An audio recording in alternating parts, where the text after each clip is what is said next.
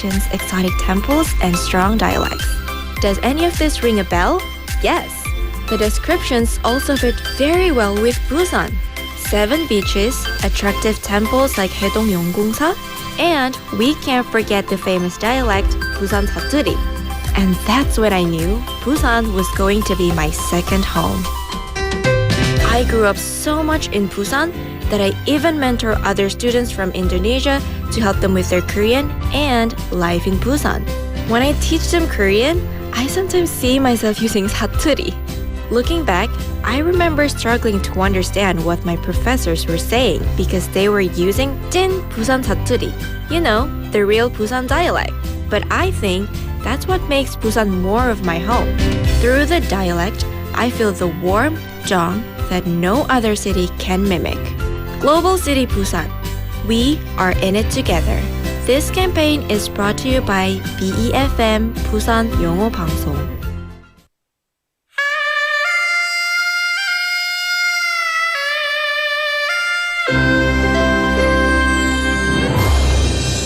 The time is now 7 o'clock.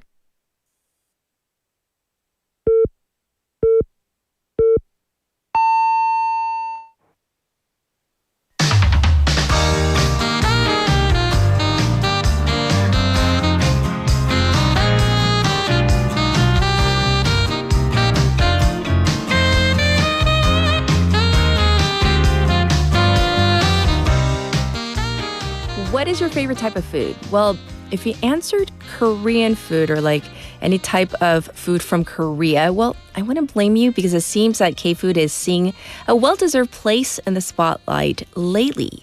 South Korea has been named the best Asian destination for culinary delights. That's according to Agoda, a travel platform that conducted a recent survey recently. So of the 4,000 travelers surveyed, 64% of those planning a trip to our beautiful country picked Korean cuisine as one of the top reasons for visiting. That was followed by countries like Taiwan, Thailand, Japan, and Malaysia. So the global appeal of K-dramas and films has piqued the interest of travelers' interest in K-food, such as K-style seafood and regional delicacies like black pork or soy sauce marinated crab. Sounds so good this morning. And with the 2025 APEC Summit having wrapped up, this has raised even more awareness. So it seems K-food is on the up and up. I'm Catherine. This is Morning Wave in Busan on Tuesday, November 4th on BEFM, 부산영어방송.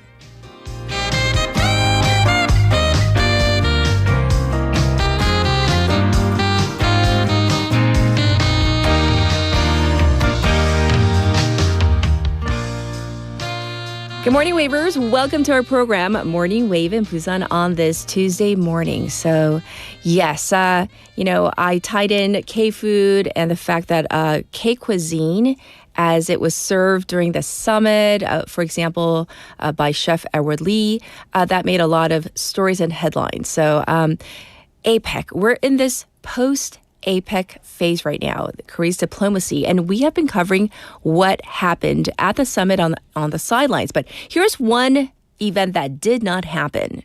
The meeting between North Korean Chairman Kim Jong-un and U.S. President Donald Trump. The optics were very stark. President Trump made repeated suggestions, even to extend his Asia trip to meet Kim. However, how did North Korea respond? They responded by firing a cruise missile.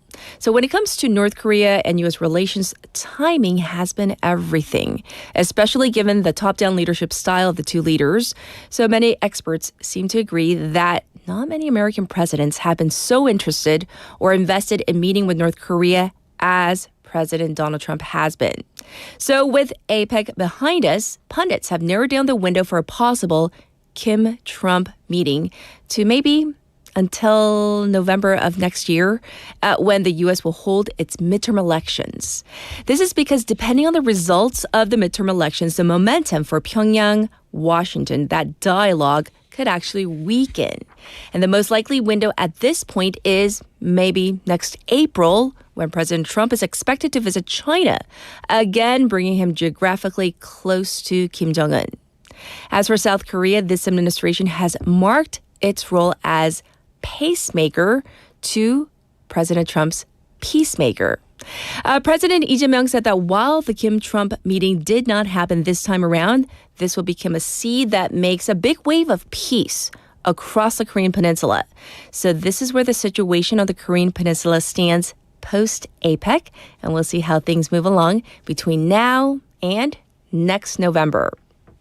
All right, now we're going to talk about our text topic. Later on, we are going to talk about the Korean first birthday tradition, where the baby, usually there's like a tray of, treasures and troves, and the baby is kind of nudged into grabbing an item symbolizing a certain aspect of his or her future.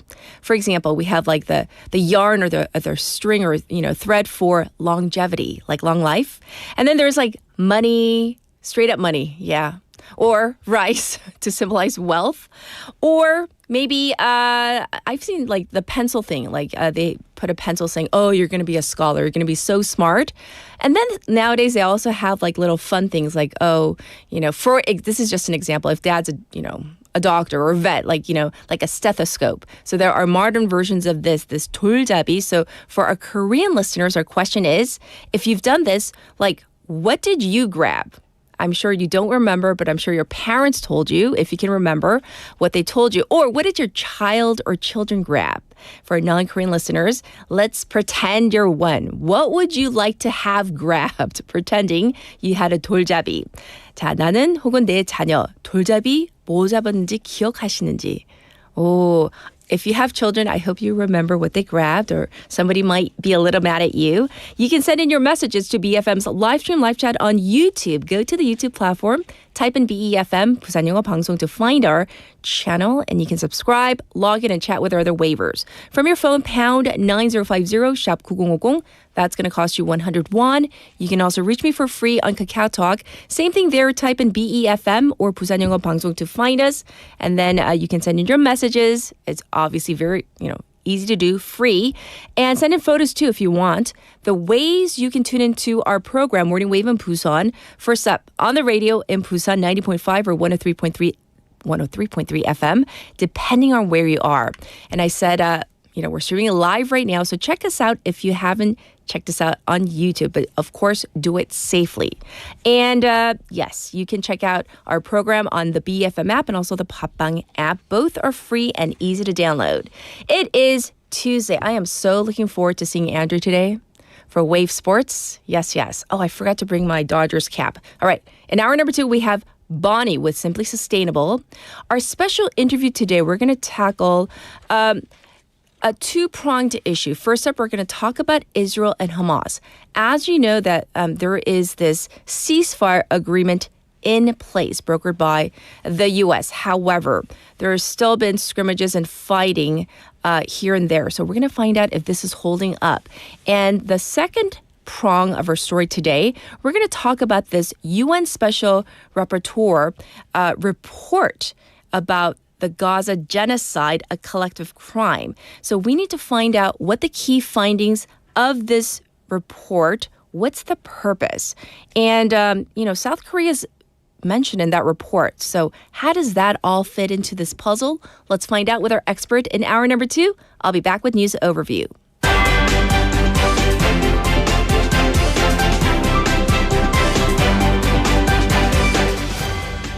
It is now 7:07, and this is News Overview. President opposes DP's criminal trials suspension bill. President Lee Jae-myung requested through his office that the ruling Democratic Party, or DP, halt the revisions to a bill that would suspend ongoing criminal trials against a sitting president.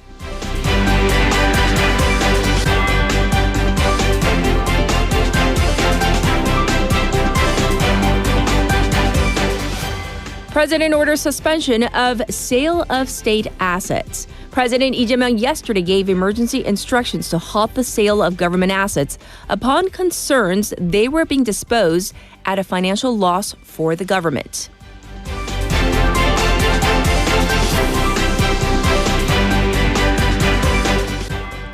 Top office says China on board with U.S. nuclear submarine deal.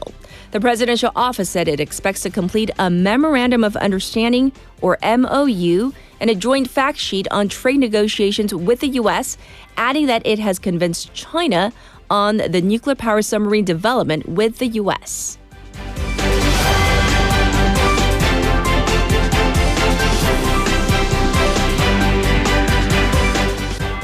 Special counsel requests arrest of lawmaker Chu Kyung-ho.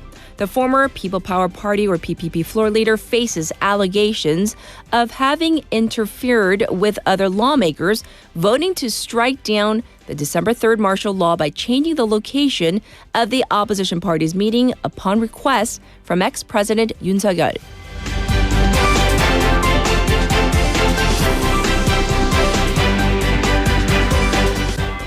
China extends visa-free policy to 2026.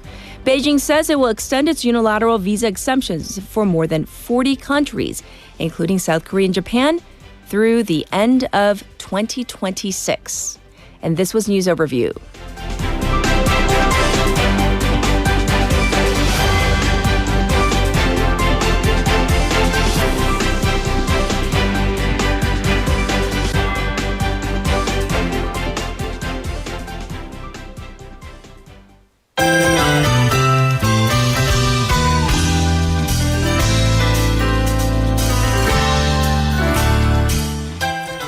You're now listening to Now in Busan. We have Sejin in the studio. Good morning. Morning. Yes. I do want to ask about your 돌잡이.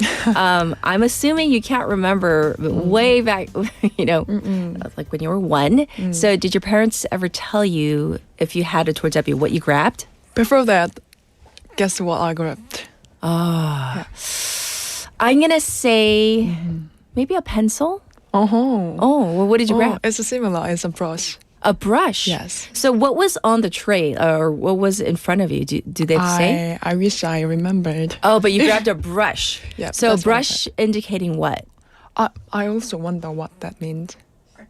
Artistic? Oh, really? Like what kind of brush was it? Like was it a paintbrush? Like a brush? Yes, like Not a 머리빗질 brush.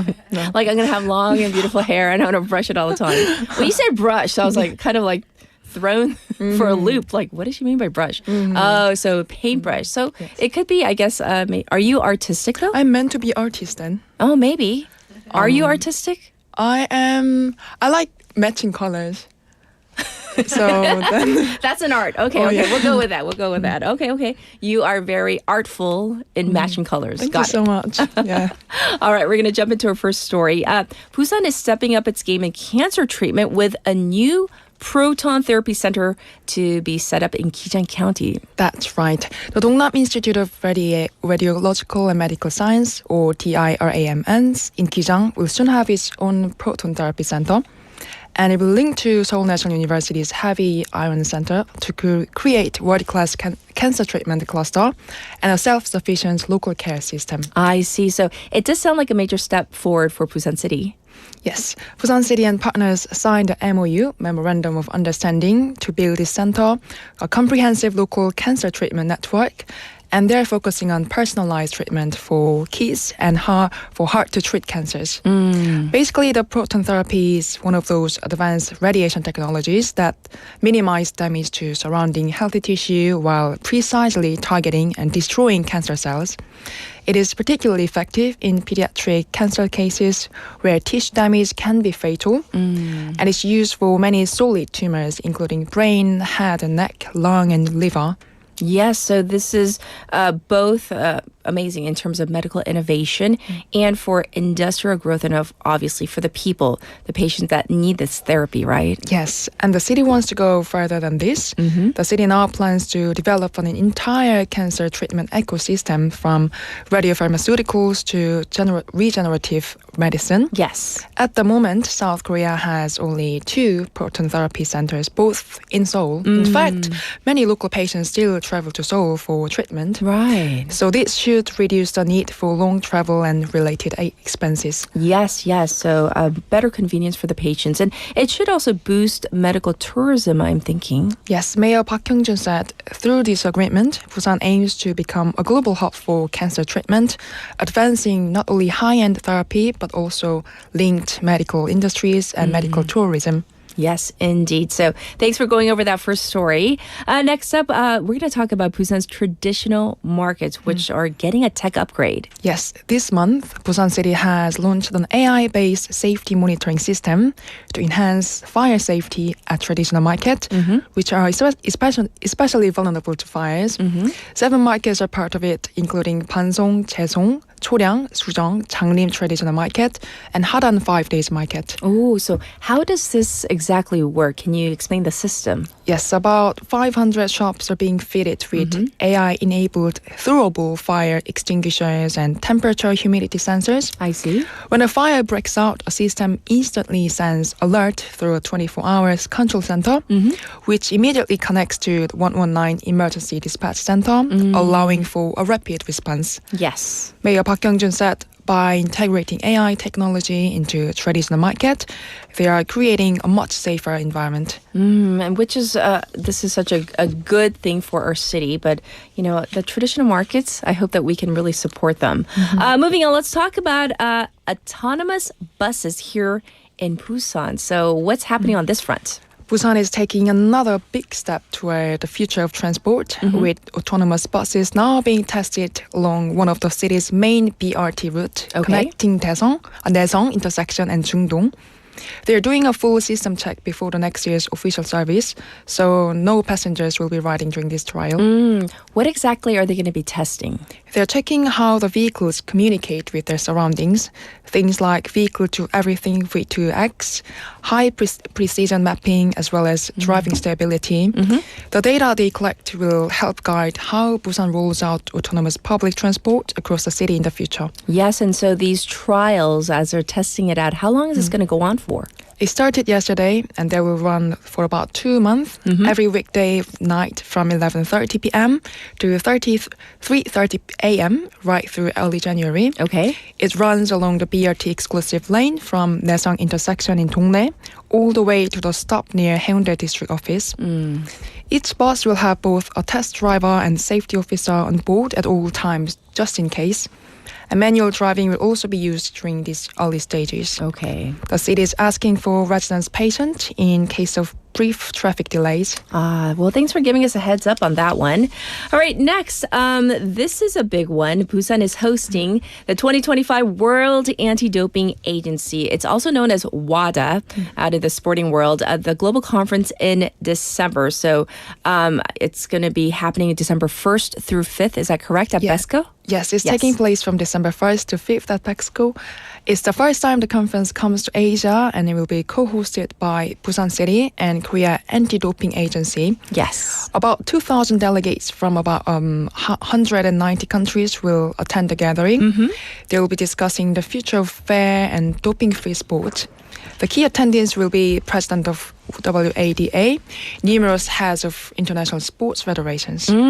This is very much a high-level global conference. So how is it going to be structured? The conference will begin on December 2nd with an opening ceremony, and is followed by plenary discussions and multiple sessions. Right. They will address topics like 2027 revision of anti-doping code, update to international standards, and vision and outcomes of global anti-doping programs, Yes. and athletes' rights and improvement of anti-doping systems.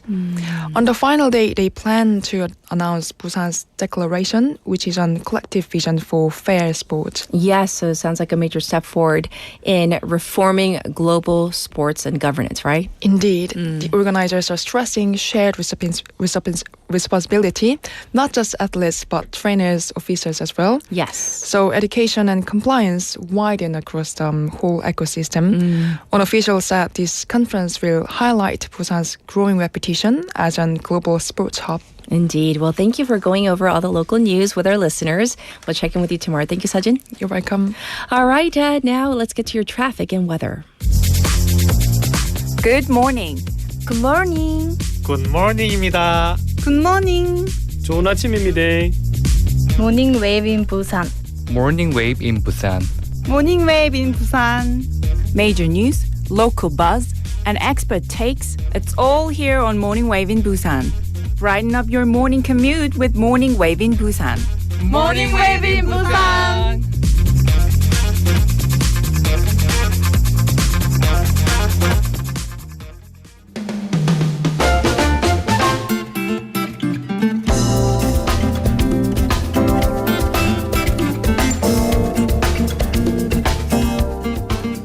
It's now 7:18. Here's your traffic report. First up, at the Gwangan Bridge, that top portion, it is congested. It's backed up on Luno Samsung-daedo from Myeongji underpass to Shinho Bridge as well. And it's looking busy on Chungjang-daedo from pier number 4 to pier number 3. It's also slow moving on Nakdong-namno from Gangsa Police Station to Seongsan 3-way intersection. Currently, it is 11 degrees Celsius under clear skies, so clearly a little warmer than yesterday. It's going to go up to 18. Across the nation, some areas are seeing sub-zero temperatures, including Paju this morning. The daytime high will go up anywhere between 14 to 21 depending on where you are, with some areas seeing a 15-degree temperature difference between the low and high. So you know what to do. Please take care of your health. This was your traffic and weather.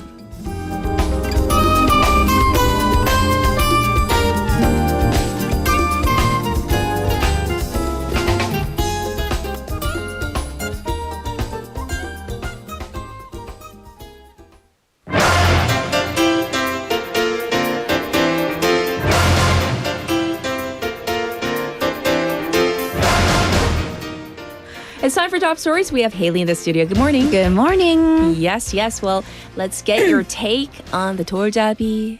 What did your parents say? I asked my mom, and I was like, "Hey, what did I grab?" And she's like, "I think it was an I think." I'm like, "All right. Well, I mean, you've had 3, so I guess it all melts together." It's like, I think you grabbed a pencil, and I'm like, "I think you're just telling me what I want to hear." So this was a fun conversation last night. Yeah, but she thinks I grabbed a pencil. And then I looked it up because they were like, I think Chin Lee Nim was like, "What's on the table these days?" Because I mean, I am old enough where we were just the classics, the pencil, the yarn, the money and whatnot. They have soccer balls now for any athletes. And then I saw like a little toy hammer. So I'm like carpenter? What? What's the hammer for? Gavel. It's supposed to be a gavel for a judge or a lawyer or a prosecutor, I suppose. And then little microphones or I guess idols and broadcasting. Right. They've got a ton. It has evolved. It has definitely evolved. All right, we're going to jump into our first story. Let's get into some special counsel matters. Lawmaker Kwon Song-dong has been charged with violating the Political Fund Act and had his first hearing yesterday. What happened? Right. So prominent People Power Party or PPP lawmaker Kwon Song-dong's trial began yesterday into his illegal political funding case at the Seoul Central Court. So Kwon faces charges of having allegedly received 100 million won from the Unification Church. This was back in January of 2022 ahead of the presidential elections. Okay. So Unification Church's leader, Han Hak-ja, allegedly directed a former executive Yoon Young-ho of the church to hand Kwon the money. At the same time, the church allegedly said that they wanted, in exchange for the money, then candidate Yoon Suk-yeol, who would later become president, to attend the church event the following month. And then if the government helped out with some church matters, including policy and events, then the church will allegedly use its network and organization to help them in the presidential election. Okay. Kwon has been under detention, and his detention legality review was denied earlier. So what was said during the first hearing? Right. So basically, Kwon admitted that he met Yoon Young-ho at a restaurant in January of 2022. However, he denied ever having received money or taken money from him. Kwon also claimed that the prosecution's indictment was prejudicial against the defendant because it contained details that were irrelevant to the charges. I see. The prosecution, for its part, argued that Kwon did receive the money, allegedly played a key role in forming these links between the government, politics, and this religious group. The trial in its proceedings will summon as witnesses the church official Yoon Young-ho, who allegedly gave him the money, his wife, who also worked as a financial officer at the church, and the chief of staff to the leader Han Hak-ja as witnesses. I see. So that's the latest on Kwon Song-dong once again.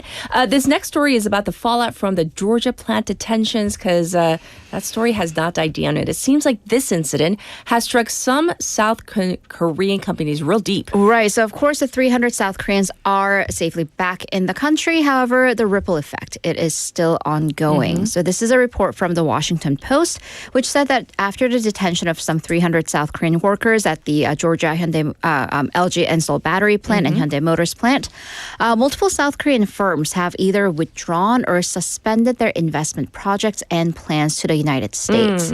So the Post quoted several consultants and attorneys in the U.S. that are in the know and work with these South Korean companies. Okay. At least 2 companies have fully withdrawn their investment plans to the U.S. Oh. At least 4 firms have extended their temporary suspensions of such investment projects. The sources, of course, did not name specific corporations due to concerns about negative fallout.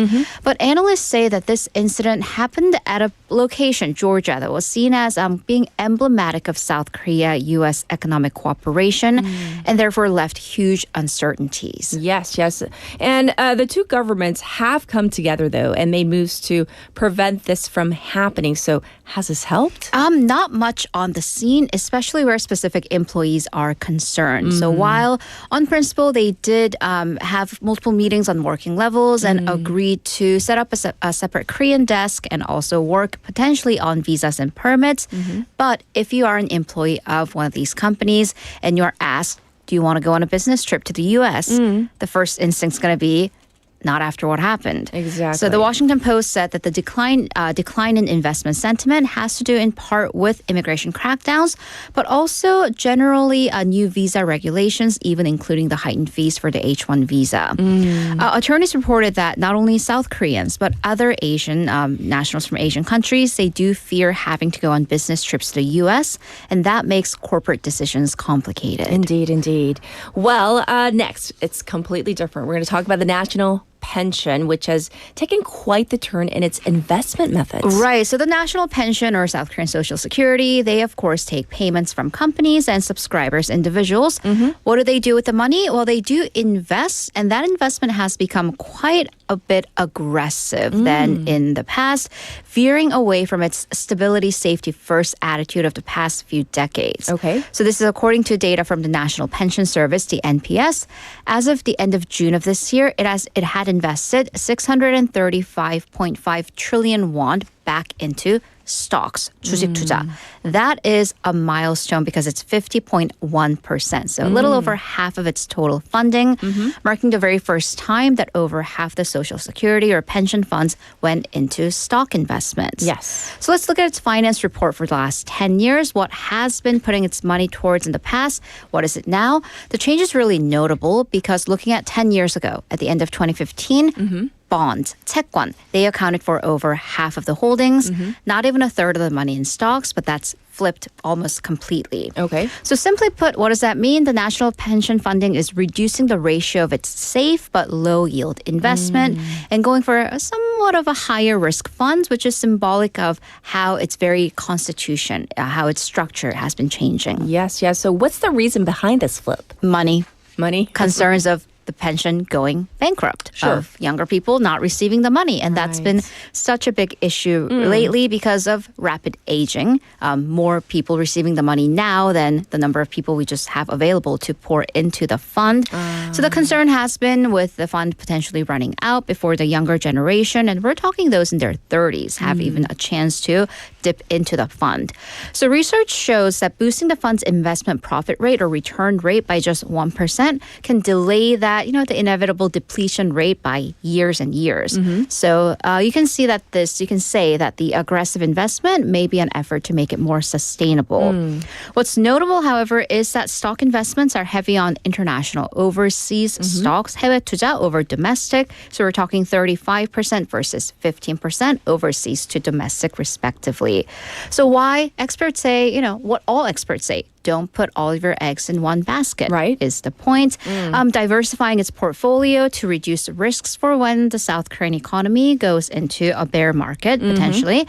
At the same time, the fund, because it has 1,200 trillion won, it doesn't want to exert too much influence on the Korean market by putting that massive money into the market. I see. So good question. What has the return on investment been like? Yeah, that's our money, by the way. Collectively, all of ours. The accumulated return has been a little over 8%. But when we're looking at domestic stock investment, it's been gangbusters, 36.4%, which some outlets have described as a jackpot level high. Overseas investment also solid at 8.61%. By the way, the National Pension Service discloses all of its investments in an Excel spreadsheet file on its website. Yes. By comparison, domestic bonds, this might be why they're veering away, just at 2.85%. Overseas bonds, they're actually losing money by 1.64%. Ooh, okay. Yeah. So not bad. Yes. For our next stories, they are about approval ratings in light of recent events. So we're going to start with South Korea. Right, so South Korean President Lee Jae-myung saw a slight rebound in his approval ratings. They've been going down for the past 2 weeks, rebounding back. And this is according to a Real Meter survey commissioned by Energy Economy newspaper. Over 2,517 adults between October 27th and the 31st. So right before and on the first day of the APEC summit, that is. The approval rating came to 53%, which is a 1.8% increase from the previous week. Negative approval rating, by comparison, 43.3%, which showed a 1.6% drop. So why? What accounted for this increase? According to Real Meter, these numbers were likely driven by what happened at APEC and before, namely striking that trade deal with the United States, showing results in its pragmatic or practical diplomacy. There are also good economic indicators, including that week the Kospi surpassed the 4,000 mark for the very first time, and higher than expected GDP growth for the third quarter of the year. By the way, a little bit of housekeeping. The poll has a 95% rate of confidence, plus or minus 2% margin of error. Please refer to the National Election Survey Deliberation Commission for details. Right. So that's on the South Korean side. Let's talk about Japan's new prime minister. I hear that she is enjoying high approval ratings. An APEC high and one of the highest. So this is according to the Japan News Network, JNN poll over 2,607 adults, showing the approval rating for the new Sanae Takaichi government, 82%. Wow. Yes. I That mean, is keep high. in mind, this is the very first poll since taking office. It is very much a honeymoon period, but it does mark the second highest poll for that first poll in this time of the administration, following the 2001 Koizumi Junichiro administration. Again, this was driven by her performance at the APEC summit, with 83% of the Japanese public showing support for this diplomatic trip. I see. So riding on that high. All right. Now we're going to go to the U.S., where a countdown to an election is on, which could very well be an indicator of how Americans feel about their president. Right. Some local elections are happening on November 4th local time, so that'll be tomorrow our time. But this is the first test by voters on how they feel about the Trump administration, almost exactly a year into the government. So local elections, we're talking about several states, governor races in New Jersey, Virginia, a very high-profile mayoral race in New York City, and more. Yes. Polls so far, they do show a strong Democratic lead overall, but because if you look at them, New Jersey, New York, and so on, even California, they are majorly blue states. But the races are definitely getting a lot of attention, and the momentum, that's the thing about votes and elections, they could very well carry into the larger midterm elections next November. That's right. And there's also a major decision that's being awaited on this time from the Supreme Court, right? Right. So President Trump and the administration, they're waiting on a November 5th Supreme Court hearing. The hearing will start on oral arguments on the validity of his tariffs. So the case will consider whether Trump has the legal authority to impose these tariffs that he has been throwing around, some might say, under a law that's known as the International Emergency Economic Powers Act.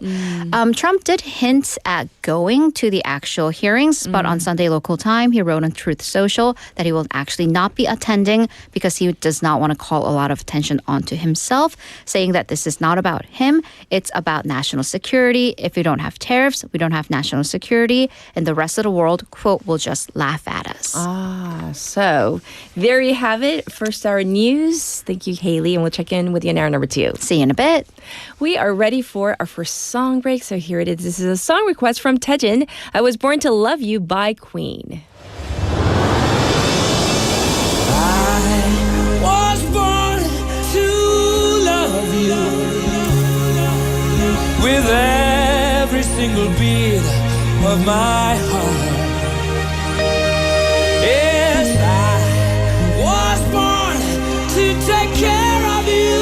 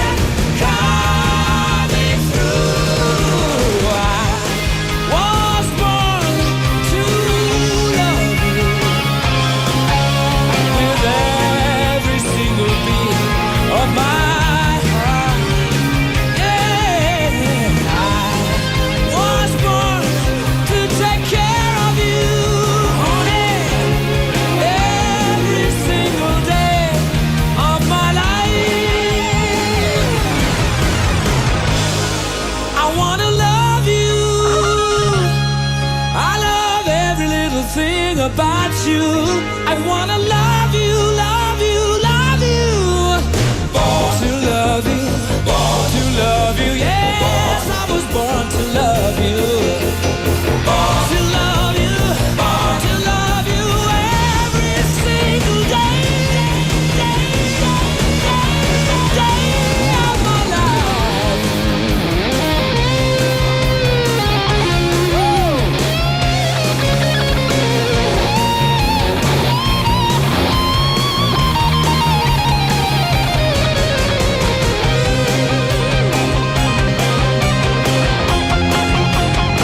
An amazing feeling coming through. I was born to love you with every single beat of my heart. Yeah. Was born to take care of you every single day of my life. Yeah, I was born to love you every single day of my life.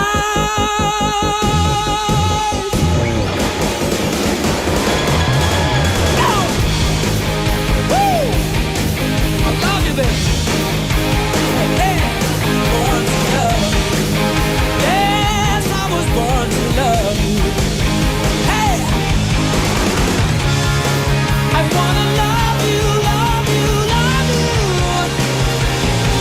I wanna love you. Hey, yeah. It's magic.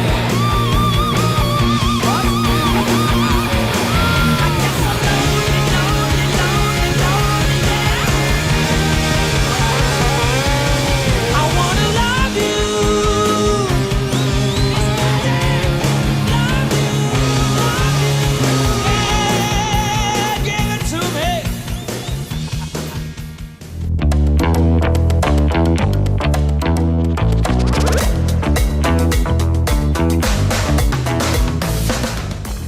It's time for Wave Sports. I've been Sports. waiting for Sports. Andrew since yesterday. Well, actually, since the weekend. Your whole life is what you're supposed I've to been say. waiting for you Come on since now. the weekend. Yeah. Well, yeah, I saw a little bit of you, but Yeah. anyhow. Wah, wah, Yeah. So, what's Yes. well, we got to do our text topic before Yeah. we get into the Dodgers news. Save but, me, text topic. yes. Save me. Obviously, Sure. ethnically. Oh, are you like partially Korean? No. 100% Canadian. Ethnic assuming over there. Whoa. So I'm asking you, what did you have the 돌잡이 for your little ones, your sons? I did, yeah. Do you remember what they chose? Yeah, I Because some believe- parents don't. I believe. I think I think- was the microphone, Oh. which kind of is making sense. Or was it the stethoscope? I need to You don't remember? No, you know what's crazy? So I was just looking at pictures the other day, and I think it confused me because you know how like sometimes you put it out there and then they want to grab other stuff. Yes, yes. And I think there was a couple snapshots, so I'm gonna have to double check. And I think Eden was like the gavel. gavel. Yeah. Oh. Yeah. So that's what I. Did Boys, you- if I'm really wrong, I'm sorry. I have another question for you. Yeah. Did you try to like, or maybe your wife, or anybody in the family? Oh try yeah, to yeah. nudge? There's a mini hockey stick, and I wrapped it all in like shiny tape. You're trying to like grab that one. Yeah, exactly. No, they didn't. But you see some people when they go to like a fancy place to have, you know, the first birthday, they it's just whatever they have there. No, you bring what they play with at home. Come on now, yes. cheat the system. I know. Exactly. Well, we have to dive into some sports. Yeah, we have to get into some sports here. We have two playoff baseball series that have come to, I guess, the final series, the World Series and the Korean Series. We have to get to here. So Game 7 of the World Series was in Toronto after a stunning finish to Game 6, if you will. It was a little bit lackluster. I think any Blue Jays fan would have thought that hopefully they could have finished it in Game 6. Goes into Game 7, and everything's pretty much going okay for the Jays in this game. We'll just say okay. You know, they get, the pitchers out early. They bring in some, relievers. They bring in some starters. I'll be honest, I thought it was over because I remember I was doing my makeup. Sure. Getting ready for a birthday party, and I was just like, should I turn it off? Yeah. Like, it was not looking good for the Dodgers. Yeah, it wasn't. And then it was like, not Yeah, good. I think 4-2 if you were trying to get into the bookies at that point and to bet on the Dodgers, you would have just won a lot of money. So the Blue Jays held a 4-3 lead heading into the 9th with the crowd on its feet. 2 outs away. Yep. But the Dodgers refused to fold with Miguel Rojas stunned the Rogers Center with a solo home run.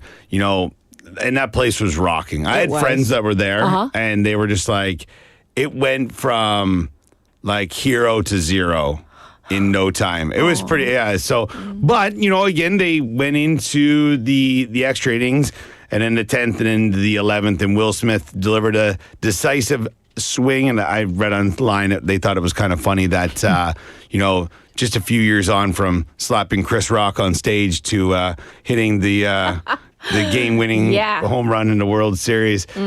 And then, it ended up being a 5-4 Dodgers victory. But I'd say, the turning point for in this game, and it had been the entire series, was the pitcher from Japan, Yoshinobu Yamamoto, who just right now, I think if you look at his stats, like he's not obviously the best pitcher in World Series history. Right. There's Baumgartner from San Francisco in 2015 or something. It's just unreal numbers, but he was a god up there. I mean, between starting Game 6 and then finishing it off in Game 7. Game 6, 96 pitches, I think it was.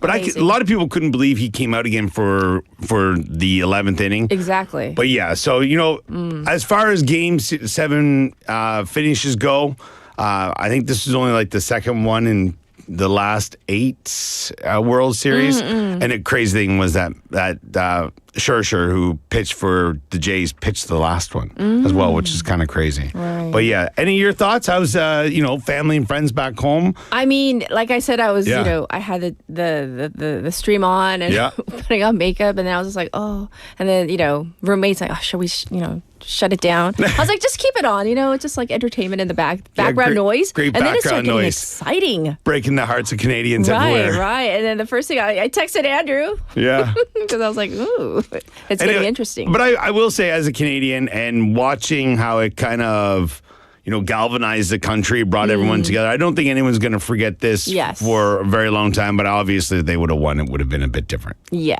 Yeah. All right, so let's talk about some Korean baseball. Yeah, we haven't really talked a whole lot about the KBO in a while since the downfall of the Lotte Giants. So the LG Twins are once again champions of South Korean baseball, defeating the Hanon Eagles 4-1 in Game 5 to clinch the Korean series in Daejeon. So, in Korea, they do the same thing as the MLB. It's 2-3-2. Yeah. So which I don't kind of know why they do that in Korea. They do it in the MLB for essentially travel reasons. Yes. That's the biggest one because after Game 4 in LA, if they would have had to go back to Toronto and then back to LA and then back to Toronto, it's tasking, and it takes its toll on the quality, if you will. That's true. That's out there. So I don't know why they do it in Korea. But anyway, because it would have been cool for LG to win on home soil, you know what I mean? But yeah, after taking the first 2 games at home, the Twins stumbled in Game 3. And a lot of people thought it was going to be the comeback for Hanwha because of their pitching. They were going to have their number 1 pitchers in there.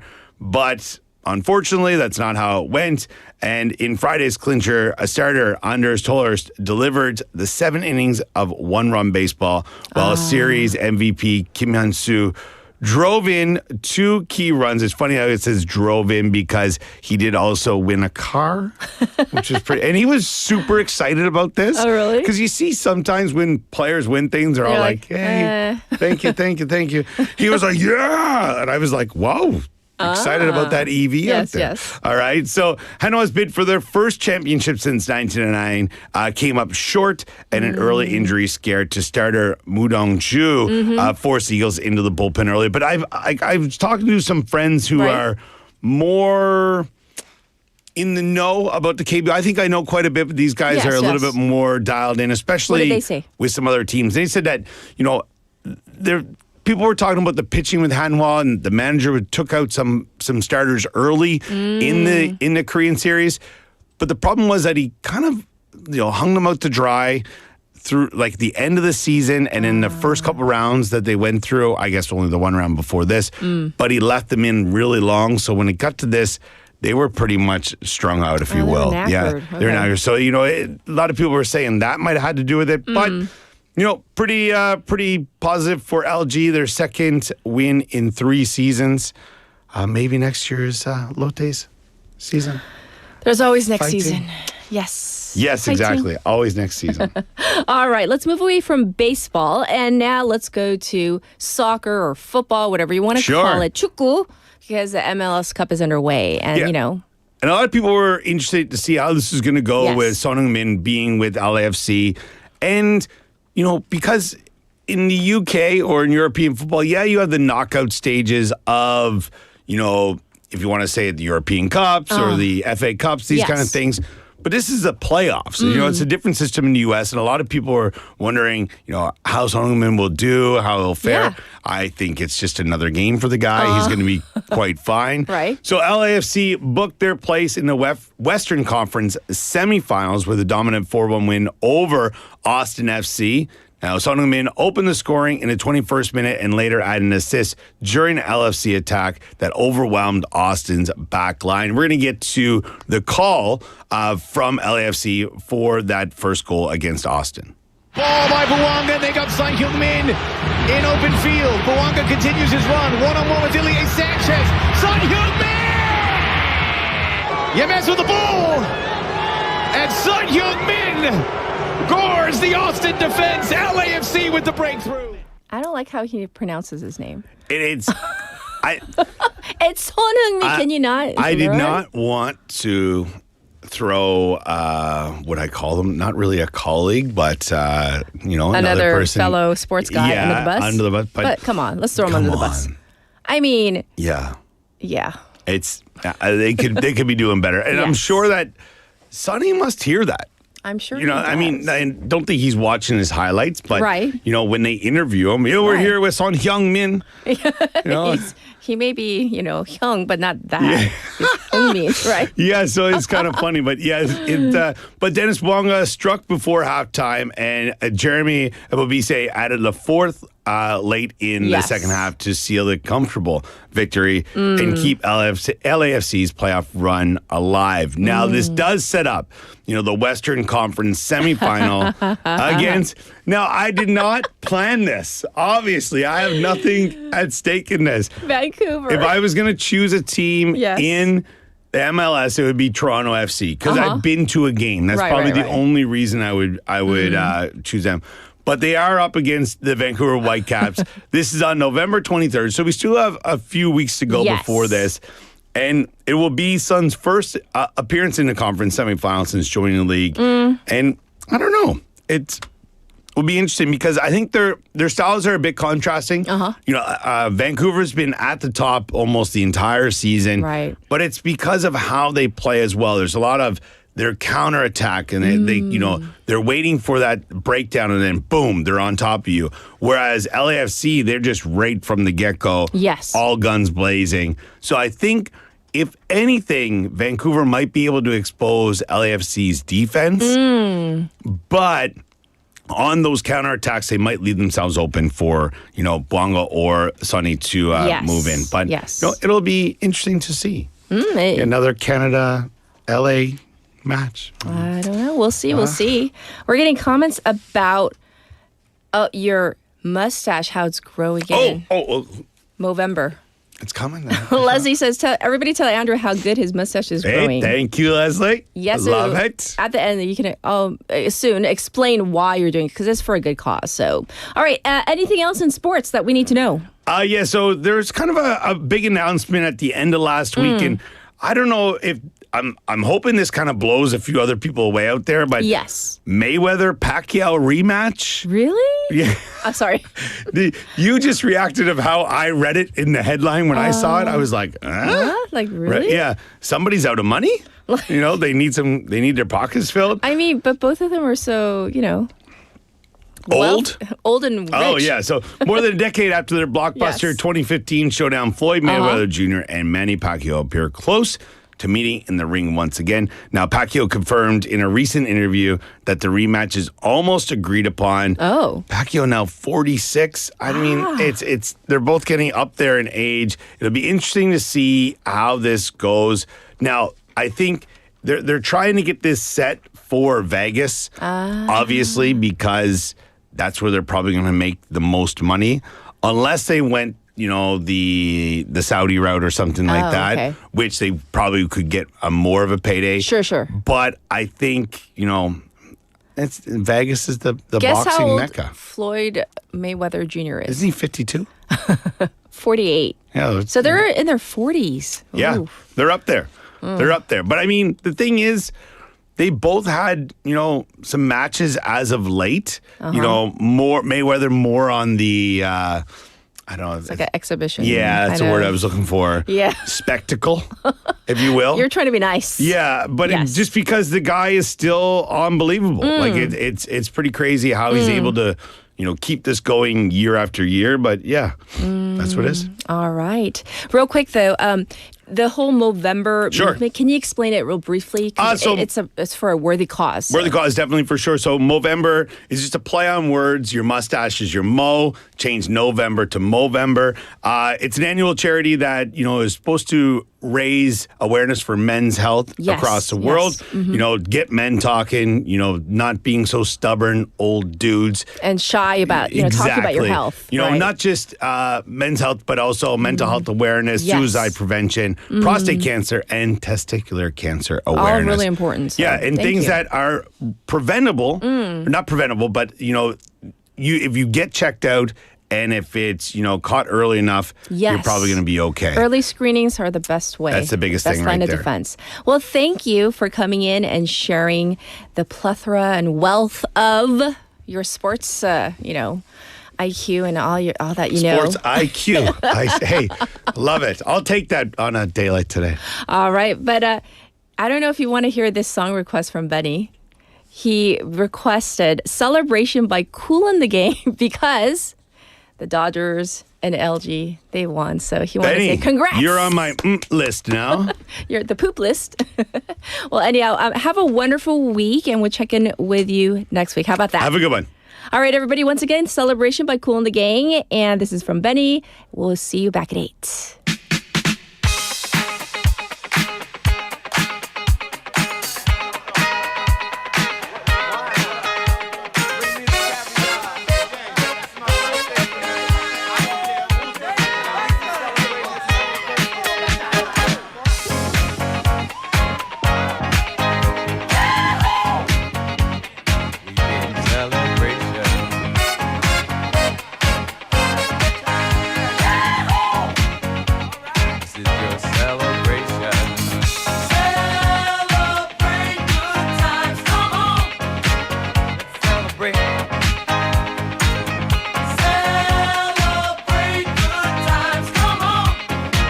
Let's celebrate.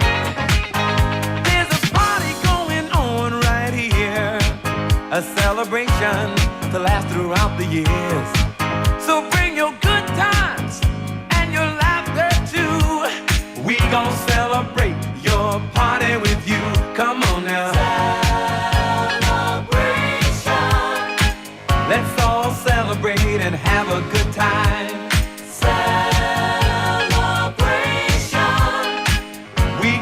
Celebrate and have a good time. It's time to come together. It's up to you. What's your pleasure? Everyone around the world, come on!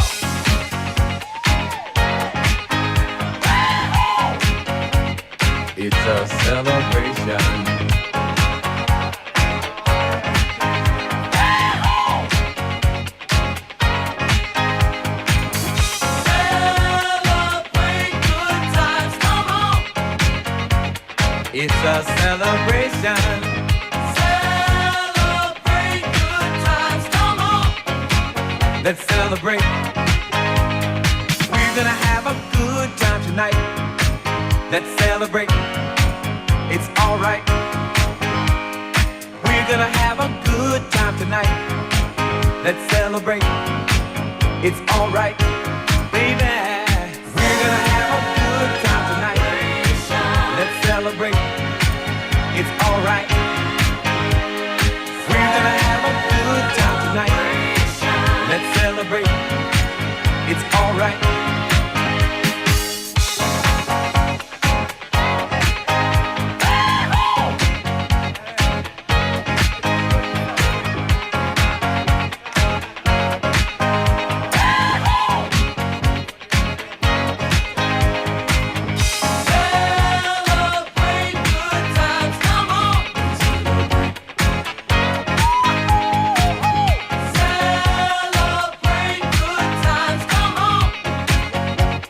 It's a celebration.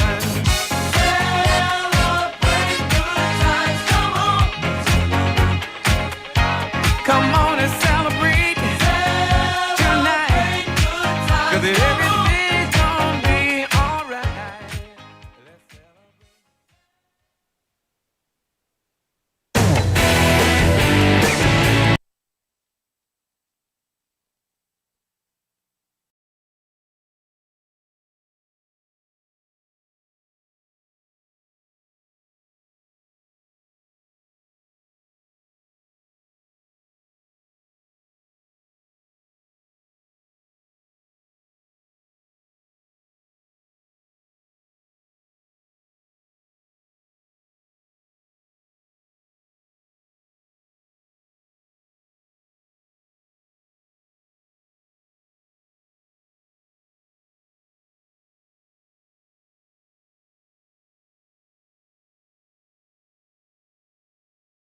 기업 더 좋은 푸드에 맡겨보십시오. 운영비 절감 효과 확실합니다. 식대는 협의 후 맞춰드립니다. 지역 부산 경남 051-784-0877 051-784-0877 혹시 지금 운전 중이신가요? 어린이 교통사고 피해자 수는 지난 3년 평균 약 9만 명. 특히 어린이 보호구역 안전 기준이 강화된 이후에도 어린이 보호구역 내 사고는 지속적으로 발생하고 있습니다. 스쿨존에서는 반드시 시속 30km 이하 서행, 스쿨존 내 불법 주정차 금지, 차량 출발 전 앞뒤 좌우 살피는 습관으로 어린이가 안전한 도시를 만듭니다. 참, 운전 중 휴대전화 사용은 모두에게 위험합니다. 우리 모두를 위한 교통안전, 나부터 실천하면 모두가 안전해집니다. 어린이가 안전하게 뛰어놀 수 있는 부산. 아이 키우기 좋은 도시는 우리 모두의 미래이자 희망입니다. 이 캠페인은 어린이가 안전한 부산을 만드는 은행, B&K 부산은행과 함께합니다.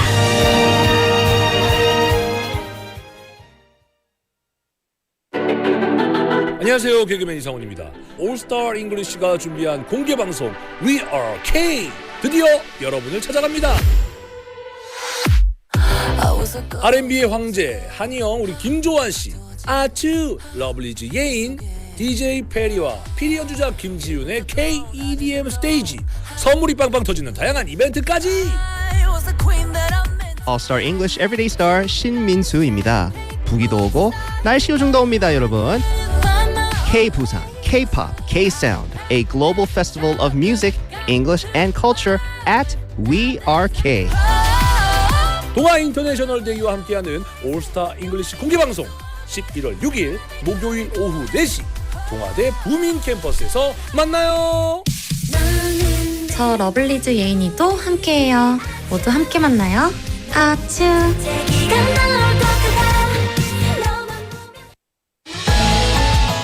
In celebration of the 6th World Peace Forum, BEFM presents a special open concert, Singing for Peace. Join us on Friday, November 7th at 4 p.m. at the Westin Joseon Busan Grand Ballroom. A heartwarming music concert featuring Team, Danny Jung, Yoon Bi, and the traditional music group Ipul coming together as one to sing for peace through music. Join us on the path toward world peace, where melodies and heartfelt messages of harmony come together to inspire and connect us all. We invite you to join us.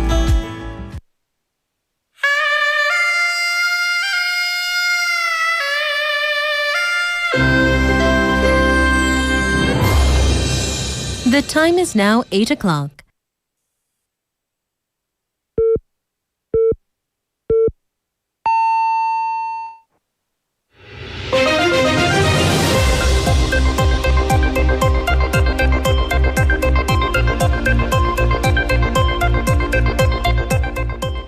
Welcome back, everybody. This is hour number 2 of Morning Wave in Busan. We begin with Spotlight News. President opposes DP's criminal trials suspension bill. President Lee Jae-myung requested through his office that the ruling Democratic Party, or DP, halt the revisions to a bill that would suspend ongoing criminal trials against a sitting president. Presidential Chief of Staff Kang Hoon-sik said in a press briefing that the bill was unnecessary, asking the DP to not drag the president into political conflict. Upon this, the DP said that it would scrap its plans to push for the passage of this controversial bill, saying it would be better to focus on promoting the achievements of the tariff negotiations with the U.S. and the APEC summit.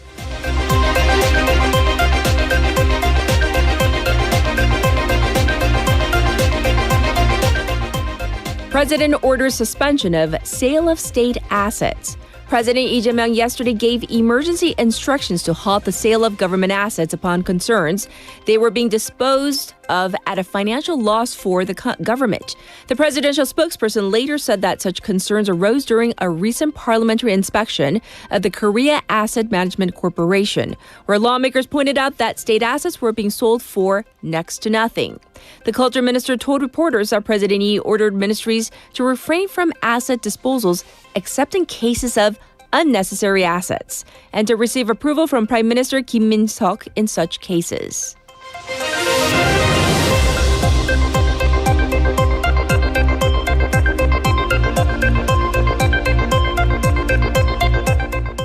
Top office says China on board with U.S. nuclear submarine deal. The presidential office said it expects to complete a memorandum of understanding, or MOU, and a joint fact sheet on trade negotiations with the U.S., adding it has convinced China on the nuclear-powered submarine development with the U.S. Chief of Staff Kang Hoon-sik said that the president did not respond positively to the deal that put the cash investment at $200 billion with a $20 billion annual cap, adding that the office was also less than satisfied with the deal. In the meantime, Trade Minister Kim Jong-wan said in a speech earlier in the day that Seoul's investment will first flow into South Korean companies operating in the U.S. with benefits structured to give priorities to Korean firms.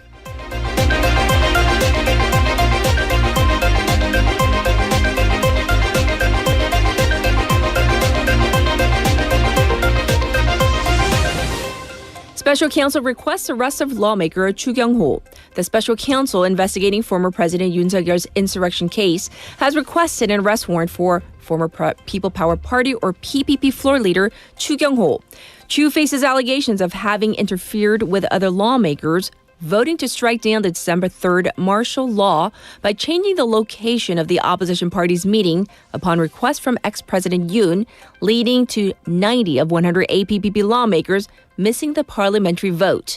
The DP yesterday called in Chu to give up his lawmakers' immunity from arrest, saying that the ruling party will hold a vote to remove his immunity once the motion reaches the National Assembly.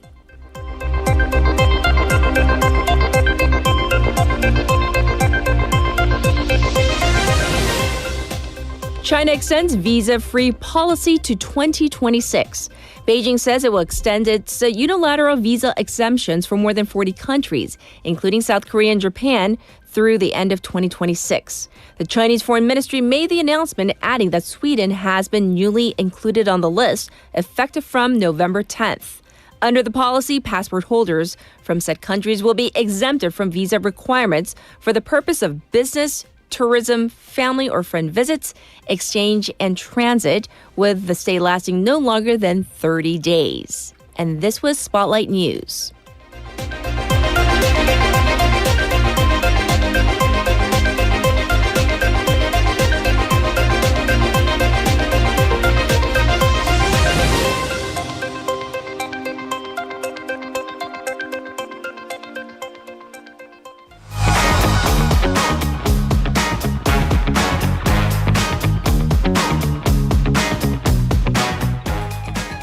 Well, listeners, it's time for Waggle Waggle. We have Haley back in the studio. Hello, hello. Yes, yes. Well, we're going to begin with the APEC Summit in Gyeongju. It is obviously over, but more people are flocking to this ancient city than ever before. And I really contemplated not doing this story because I need to go before everyone else does. And I'm like, am I just, playing the cards against myself? But, all right, guys, the National Gyeongju Museum is the site of all 6 Silla-era gold crowns for the first time ever.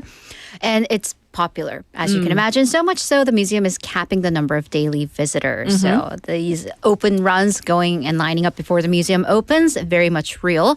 So this is a special exhibition on Silla-era gold crowns. It has a collection of 20 crowns and golden waist belts that represent this golden dynasty. Silla, very famous for its metalwork.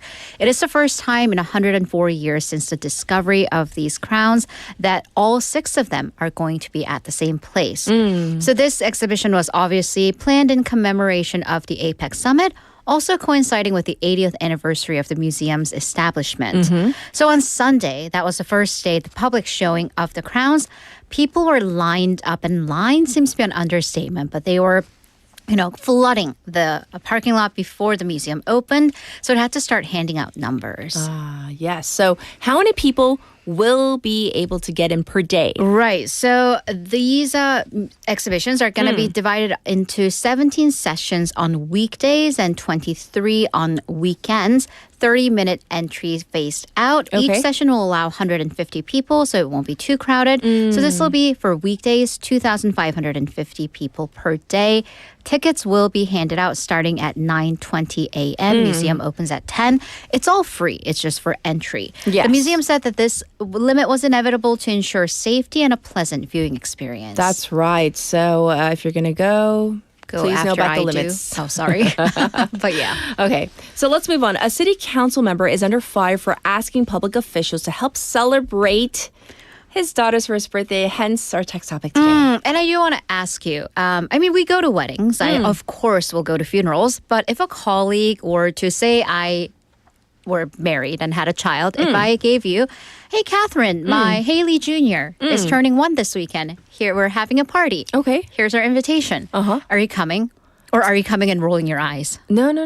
Well, if it were your imaginary baby, I would go. But if it were like somebody, that I'm not. Yeah. Like I barely know their name or in passing or right. I would it's just like, be like, are you giving this to me? And then like I would sigh internally. I would. I'll be honest. The birthday parties are tricky because weddings, fine, social conventions all go. But what if this is a council member? Ooh, yeah. So we're talking about Gwangju City's council member Seo Im-seok on Saturday sent a message to the city's public servants.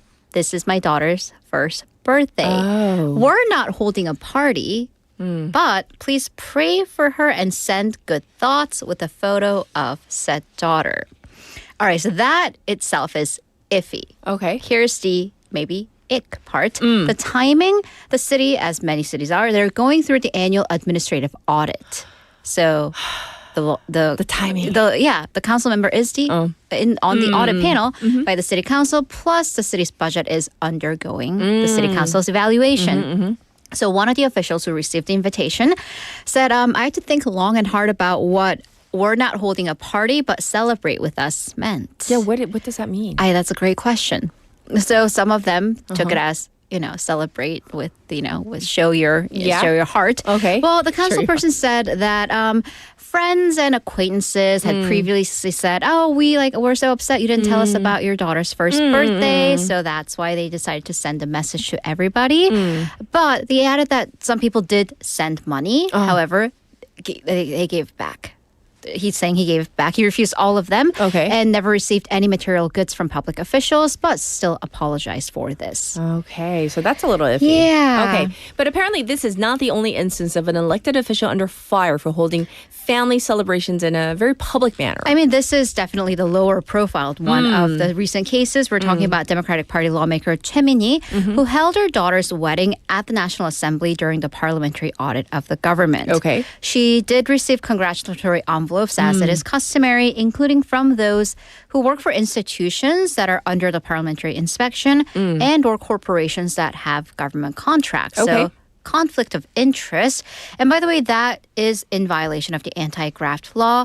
Che said that she is going to give back all the money, but under the anti-graft law, you have to immediately give that money back. Right away. Some time has passed. So even that can be a violation. We're in a gray area. Of course, these two cases are neither the only nor will be the last cases of this happening. But here's the larger picture issue of all of this. The Anti-Corruption and Civil Rights Commission, 국민권익위, which is the government agency in charge of this matter, they do not have investigative powers. They're not the law enforcement, so they actually cannot check the financial transactions of how much money was given. So we never know. Oh. Yeah. So any financial gifts under 1 million won just results in a financial penalty, not a criminal fine. So it doesn't affect the elected official's career. Okay. It's kind of a little bit of a slap on the wrist. So therefore, some experts point out that this renders possibly the anti-graft law toothless and called on the commission to take a more firm stance. Yes, yes. So there you have it. Two stories, separate ones, of course. But for our next story, I saw this one and I don't know. Let's get our waivers, consensus, your opinion on this. It's about a father whose attempts at discipline may have gone too far because wasn't he booked or? He was booked for child abuse. Yeah. Right. So didn't hit the child though. Yeah. But exactly. But I mean, obviously, corporal punishment is legally child abuse. But Right. before then, what is? So let me give you the story. Seoul's Dobong police booked a father in his 50s for child abuse for making his teenage daughter do 3,000 squats. And we're not even talking about the halfway. In Korean, it's called 앉았다 일어서기. So you squat all the way down and then get back up. So what happened is the night before, he made his daughter do these squats for not doing her English homework. She's in high school, by the way. So we're not talking about like a child, but still a teenager. Minor. She did about 800. And authorities say she didn't exhibit any external injuries. But still, the police arrested the father on the spot because he does have history of child abuse and took temporary measures to put a temporary restraining order between the father and the child. And he told the police, at least when he was booked at the station, he repents. He feels bad about what he did. Yeah. So I wonder though, like, you know, like let's say he has to do 10 squats. I mean, the number, right? Like, where's the cutoff point? Right. I mean, 10 squats, and you know, that's So that's very. I mean, we don't ever want to tell any parent how to do their job, but 3,000 is definitely excessive. I mean, she ended up doing 800 is also excessive. Yeah. All right, now we need an update on the case involving overwork allegations at that popular bakery. Right, so we're talking about the London Bagel Museum case we covered last week, the story about a young worker who allegedly died from overworking or accused of at this popular bakery. The family of the deceased has settled the case with the bakery, and they withdrew their industrial accidents case. An investigation is still ongoing, by the way. The family's attorney issued a press release yesterday saying that upon the company's sincere apology and consistent attempts at conversation, the two sides worked out their differences and came to an understanding. The company said it is faithfully cooperating with the investigation and it will take responsibility based on the results. Okay, so I guess as far as we know come for to now. a settlement. Yes. For a final story, it is an interesting court case about a woman who is claiming a scam marriage. Yeah, so this is a doozy. We're talking about these matchmaking platforms, a little more serious than dating platforms because there's vetting. Because the whole intent is that you are signing up and paying a hefty sum, it turns out, to find a spouse, 결혼정보회사 결정사. And a woman living in Busan back in 2022 joined one of these platforms. She paid 2.7 million won. That's like a month's salary. Yes. She met this guy. He apparently owns and ran this large daycare with the reported income of, or at least profit of 300 million won. They got married 4 months later. Okay. And then, this is interesting on its own. The marriage didn't last long. A month into the marriage, they filed for divorce.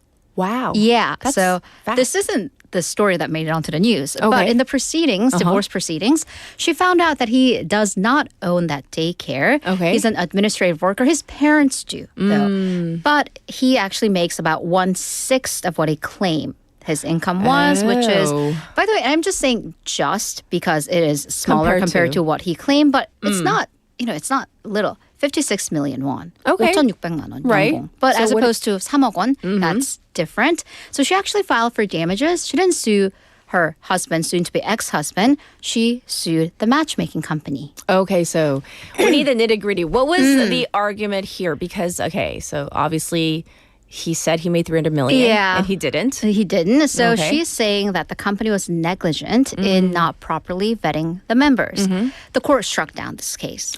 She's not getting paid. Okay. So while recognizing that there were obviously discrepancies because he didn't flat out lie. His parents do own the institution, and he's apparently going to inherit the institution because it's a private company. But here's the larger issue of it. Similar case on the very same platform. Another woman found out later that she's gone on a date with this man. He has a criminal history. Ooh. Yeah, that's definitely problematic. So far, in fact, between 2021 and June of last year, the Korea Consumer Agency apparently received over 1,000 complaints about matchmaking companies. They include money seems to be a large issue, false income reporting. Yes. And how the person looks different in the photo versus in person. How do we know? Yeah. Yes. So, but the company's saying this is like the legality gray area because they don't have, again, investigative powers. They cannot confirm income levels. Okay. Although they do say they very scrupulously vet marital history, school, and job. And But by the way, apparently, when I cringed about the whole criminal history, it's because she found out later, Exactly. not because they had a Right. criminal history. Right. It's like basically they lied. Yes. So, okay. Well, very interesting. I guess the moral of the story is regardless of if you get your information from elsewhere, you got to do your own vetting.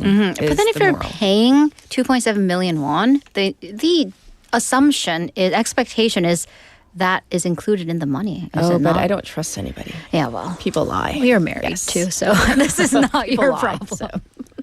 All right. Well, thank you for all the Woggly news. We'll check in with you tomorrow. Thank you, Haley. Bye-bye. All right. It's time for your traffic update and weather.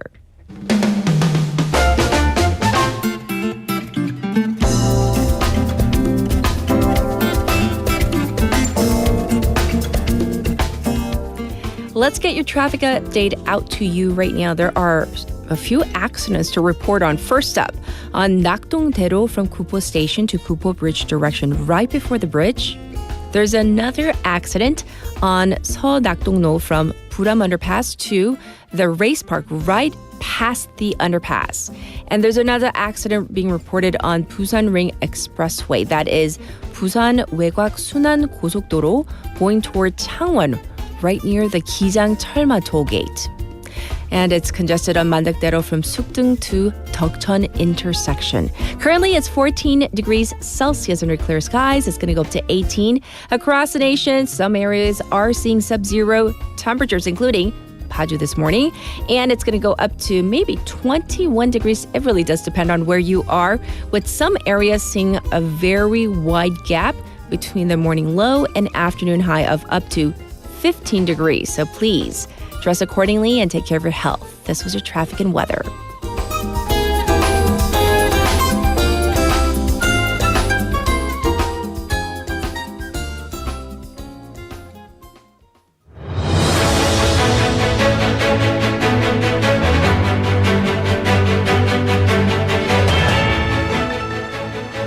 It's time for a special interview, and today we are going to be tackling a very serious issues. Earlier in October, early last month, Israel and Hamas reached a ceasefire agreement brokered by U.S. President Donald Trump, and the world watched historic hostage exchanges for prisoners unfolded, reminding us of the deep pain and loss that families have endured throughout this war. Unfortunately, it seems a brief peace didn't really last. Just last week, Israeli forces launched another deadly series of strikes in Gaza. In response, UN Secretary General Antonio Guterres condemned the killing of civilians. And a UN report titled Gaza Genocide, a Collective Crime was released. So today we're going to take a closer look at the renewed escalation between the two sides and examine the role of the international community as well. Joining us once again is Professor Michael Birch, Associate Professor of Political Science at Ecker College. Hi, how are you, Professor? I'm doing well. Thank you for having me on. Yes, absolutely. So, first of all, why did Israel launch a series of attacks in Gaza during this ceasefire? Well, Israel stated that their reasons for breaking the ceasefire is that they believe that Hamas had violated it first. And it centers around the return of the hostages that had died during the conflict. And it's very important for Israel to get all the bodies of those deceased Israelis for religious and cultural reasons. And so when there's a delay in getting them, they felt that Hamas was being deliberate in drawing it out. Yes, yes. And in your opinion, Professor, how stable is this ceasefire? Can we even say that it's being held up? Or, and both sides or either side, are they upholding their end of the bargain? In many ways, as awful as the attacks were last week, the ceasefire is holding. It's surprisingly common to have small violations within the framework of a ceasefire. And the fact that this was, while quite a deadly attack, an isolated one, there has not been continued hostilities, signaling that both sides, as of right now, want to maintain the ceasefire, even if it is a somewhat tenuous one. I see. And so what are the likely next steps in this conflict? Because obviously this was phase one, as it was pointed out by many experts and people in the know. So what's next? Well, that's the difficult thing, is that as hard as it has been to reach this ceasefire, this in many ways was the easiest step because it was the release of the hostages, release of Palestinian prisoners, and a drawback of Israeli forces letting more aid in. Yes. These are very concrete things that can be undertaken. The next step is to identify, one, the promise of an international force. It's still unclear who would make up an international force, which countries would be acceptable to the Gazans, to Israel, and who would even be willing to send troops into such a volatile situation. Yes. Beyond that, beyond even just negotiating that, just thinking about the identification of a future government for Gaza. A lot of these things were kept very broad and very vague as a way to bring everyone to the table. But now as we transition to trying to figure that out, it's really unclear. Even if the two sides don't want to resume fighting, we might not see progress in negotiating a comprehensive peace for quite some time. Yes, yes. And I do want to shift gears a bit, though, Professor, because on October 20th, the United Nations Special Rapporteur released the report titled Gaza Genocide, a Collective Crime. So if you can explain what this report is, explain the key findings and its main purpose. So within the United Nations, we have a series of sub-agencies, and one is the Human Rights Council, and the Human Rights Council will have a series of special rapporteurs that are to investigate and document instances of concern for certain member states. Yes. And so in this case, we had a report that had been documented. And so the author has been the special rapporteur focusing on the West Bank and Gaza, Palestinian issues for quite some time. And in this report, she wanted to highlight that the things that are occurring since October 7th, 2023, did not just begin with Hamas's attack and then Israel's response, but that it is a collective responsibility in which she names 63 countries around the world that she believes has kind of contributed to this situation, and that without these other 63 states, she argues Israel would not be able to carry out the military operations that they did in Gaza over the past 2 years. I see. And so speaking of those 63 states, South Korea is mentioned as one of the countries supplying parts for Israel's F-35 jets. So, the fact that South Korea is even in this report, and some might say in layman's terms, maybe not help enabling Israel to go, so far. What implications does this have for Korea's responsibility or role within the international community? Well, there's a couple ways we can look at this. Okay. One is that, with 63 states being mentioned, with roughly 190 something members of the UN, almost a third of the United Nations is implicated in this report. Yes. Secondly, these reports are not legally binding documents, that they are documents to draw upon a variety of sources to provide more information for the United Nations, for the Human Rights Council. Yes. So in the short term, any state mentioned, it is less a legal concern and more perhaps a normative or moral concern. Thinking about what position the country's foreign policy might be like, what its citizens may like.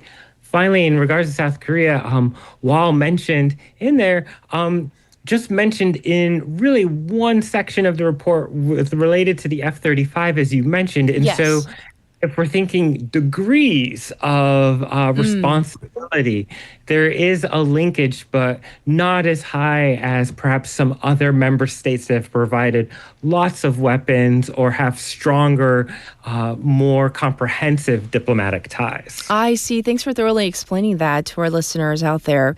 So in terms of this report overall, it describes the international community's silence on some of Israel's actions as, in quotes, a double standard. How convincing is this criticism in the context of real-world international politics, though?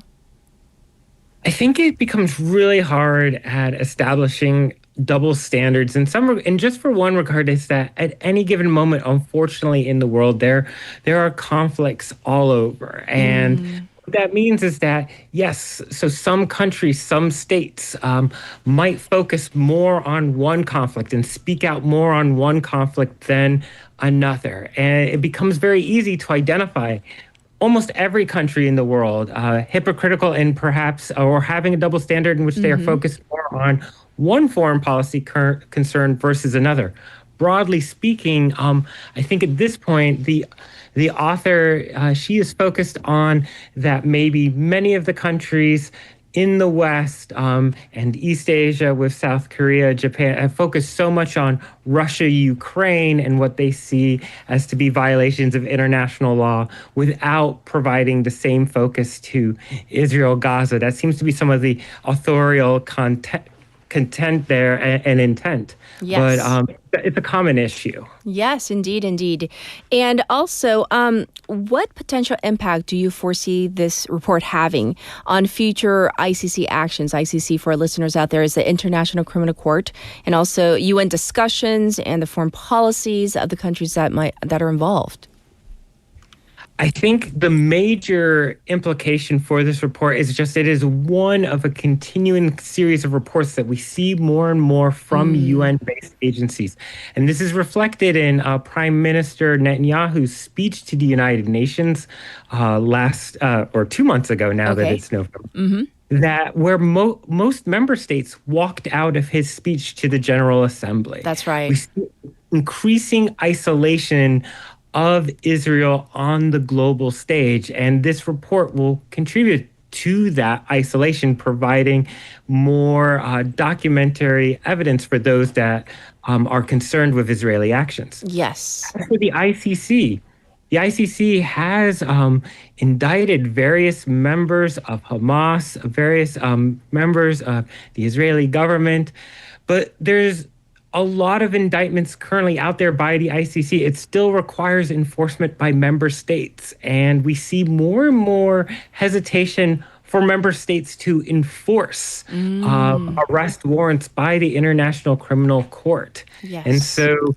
this may provide more evidence for any potential court case. But at this juncture, it's hard to imagine anyone from Israel being indicted actually ever having to stand trial in The Hague. Yes. Well, of course, we're going to keep an eye on this ceasefire. It is indeed fragile. We're going to look forward to hopefully the next steps of that ceasefire. But thank you so much for coming on air and explaining what's happening right now, Professor.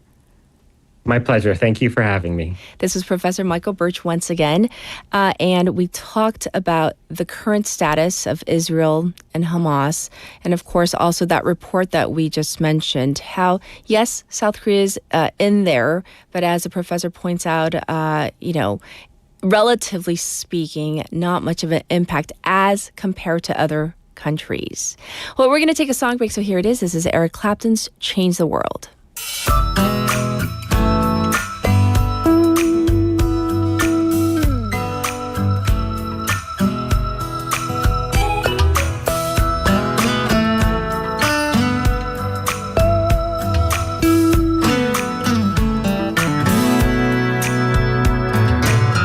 If I can reach the stars, pull one down for you, shining on my heart, so you could see the truth. Damn, this love I have inside is everything it seems. But for now I find it's only in my dreams that I can change the world. I will be the sunlight in your universe. You would think my love was really something good. Baby, if I could change the world.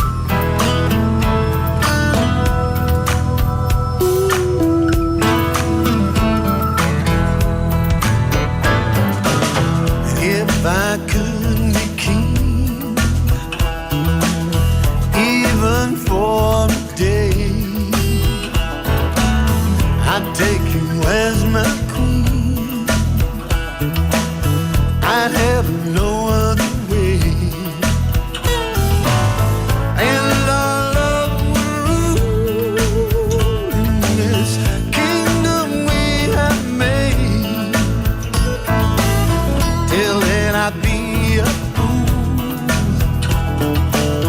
wishing for the day that I can change the world. I would be the sunlight in your universe. You would think my love was really something good. Baby, if I could change the world. Baby, if I could change the world.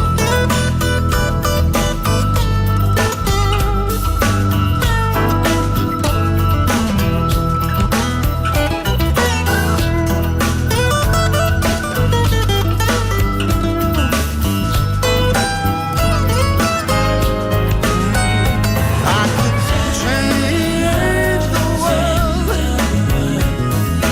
I would be the sunlight in your universe.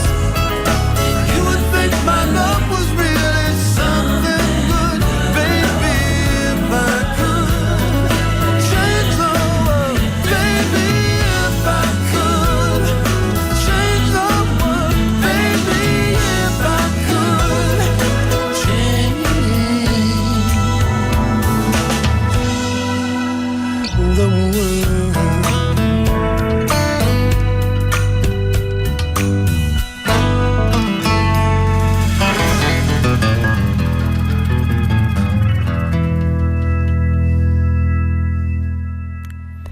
Welcome back, everybody. I've been reading some of your messages regarding the 돌잡이. The first birthday in Korea is very symbolic, and there's usually a tray of things, items. And the thing is, like in the past, it used to be very traditional, like the yarn or thread symbolizing long life, longevity, and then, you know, the money that you're going to be wealthy or be a business person, etc. So looking at some of your responses though, Blanc-님 says, 사실인지 모르지만 요즘 아이들 굿즈도, 굿즈, like goods, like 올린다고 소문도, so I guess nowadays, in the very modern 돌잡이 era, that they put, like, you know, goods meaning like products that are associated maybe with, I don't know, with idols or K-pop or anything else along those lines. And that might mean, you know, stardom or fame. How about that? Taejin says, 저는 돌을 잡았는지 Can I say this on air? 덜머린 느낌입니다. Oh no, I'm sure that's not true. Don't put yourself down. I'm sure you're very, very smart. You're an astute person. Yes, my parents told me that I grabbed a pencil. That's what they say. I don't really remember because I was just one. And that I grabbed a pencil and my mother supposedly kept on trying to push the money. 자꾸 이렇게 밀었대요 towards the front of the tray. But I was insistent on the pencil. Because, you know, I don't know, like when you're a baby, don't you want to grab something that's very like easy to grab in your hand? So maybe if my mother had rolled up the bills, like looking like a pencil, maybe I would have grabbed that. So I do want to get to Bonnie and I want her take on our text topic. Plus, of course, we're going to get into Simply Sustainable.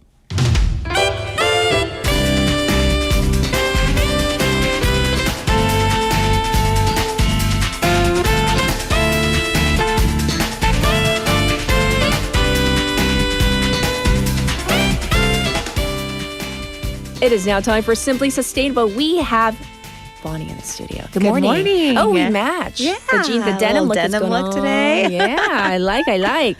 So let's get your take on the whole 돌잡이. Did your parents tell you? Did you do it? Yeah, it's so similar to yours, actually. Everybody, my parents are both chanting money, don, don, don, and I would grab the pencil. Right. Yeah.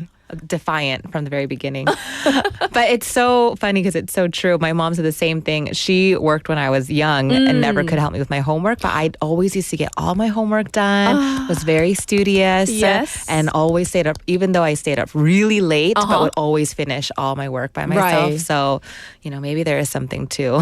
No, I think there is. Like similar, we were talking off air. Like my mom used to turn off the light. She would like, put your pencil down. Go to bed. You're done. Yeah. I'd be like, no, just a little bit more. Yeah. Nobody believes me, but seriously, I believe you because it happened to me. we were studiers. Yeah. Yes, we were. Because of that pencil. All because of that pencil. Yes.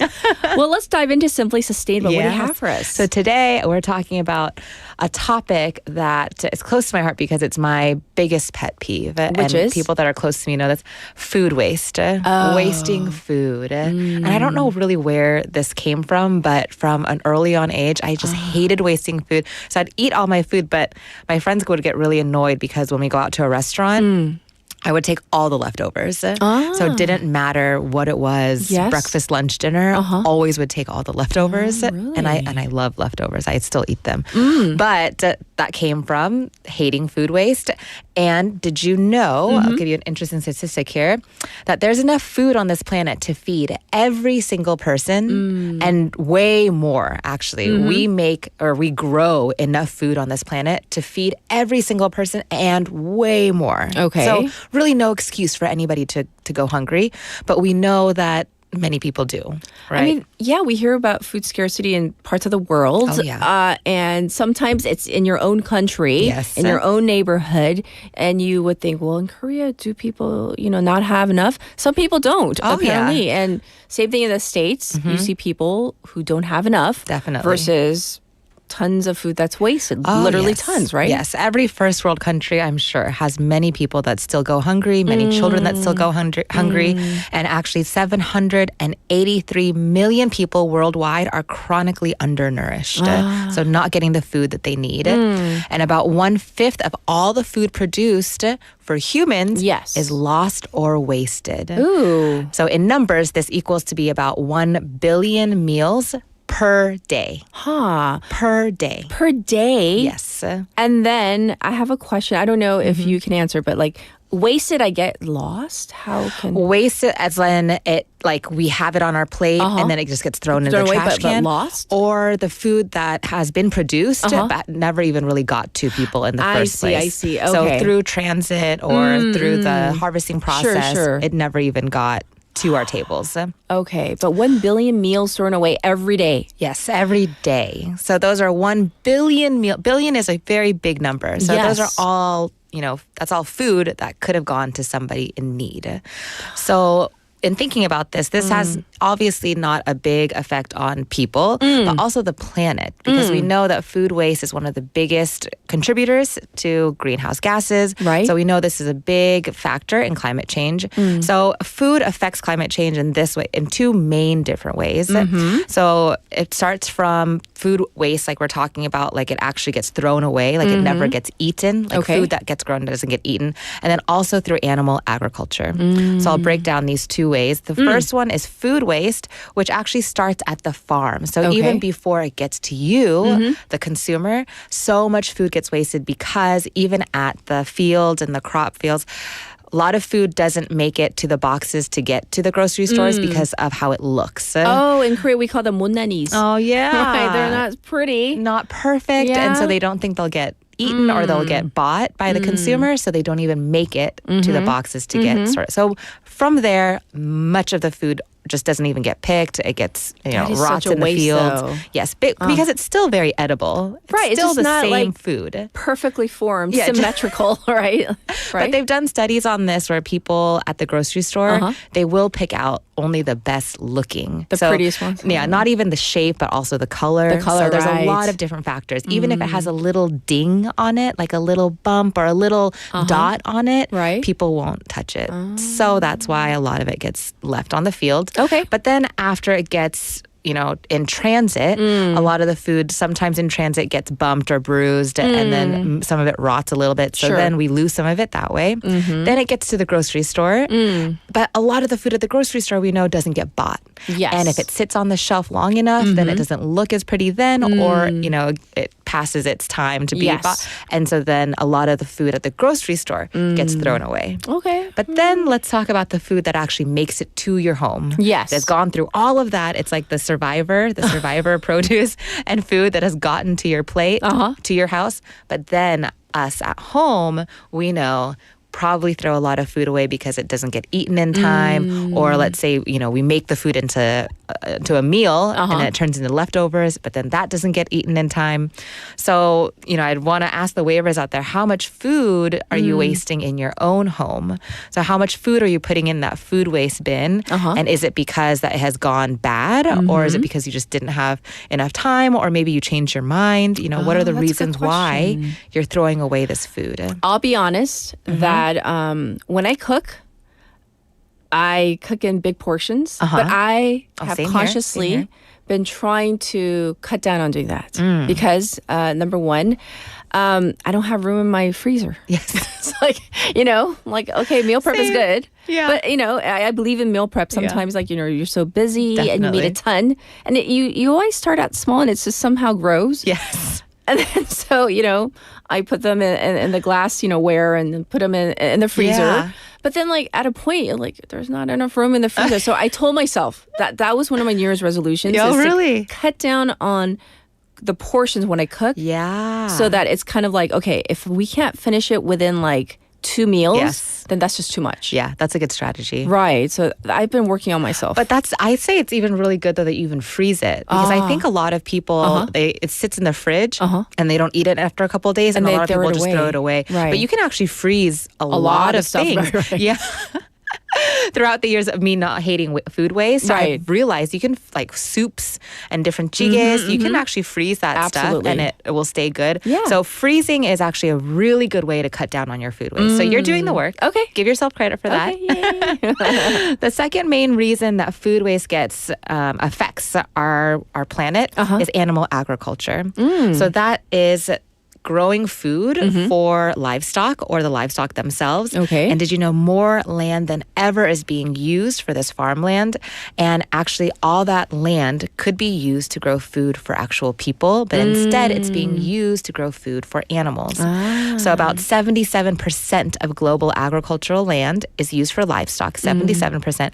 And it's the number one reason for deforestation of the Amazon rainforest. Really? Yes, because they're cutting down the trees or getting rid of them to grow feed like corn or soy for cows. Okay. So a lot of different ways that it's affecting our planet in a negative way. But this is 80% of the world's calories actually come from plant-based foods.